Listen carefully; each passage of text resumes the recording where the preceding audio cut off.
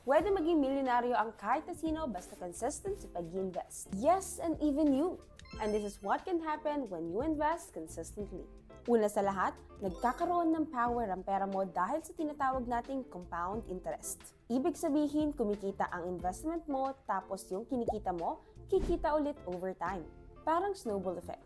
Maliit sa umpisa, pero habang tumatagal, lumalaki siya ng lumalaki. Hindi mo agad mararamdaman sa umpisa, pero give it a time and that's where the magic happens. Sabi nga ni Albert Einstein, compound interest is the eighth wonder of the world. He who understands it, earns it. He who doesn't, pays it.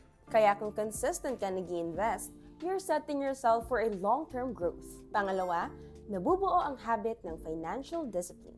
Kapag nagsaset aside ka ng kahit maliit na halaga buwan-buwan, natututo kang unahin ang future goals mo kesa sa wants. Hindi mo na kailangan ng willpower every time dahil automatic na siyang habit. Pangatlo, namamanage mo ang pagtaas at pagbaba ng stock market. Bakit? Dahil consistent ka. At ito yung tinatawag na peso cost averaging. Minsan mataas ang presyo, minsan mababa. Pero dahil regular kang nag-invest, nababalanse mo ang average cost mo. At syempre, mas lumalapit ka na sa pag-achieve ng financial goals mo. Gusto mo mag-retire ng maaga, magkabahay, magpaaral ng anak, lahat yun posible basta consistent ka sa pag-invest mo kahit maliit. Basta tuloy-tuloy. The secret to building wealth isn't always about how much you earn.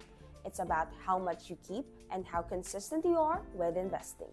And if you need help, Ramver is here to guide you with legit and understandable investment options. So mga ka-RFF, follow us if you want to learn more. And see you in our next video.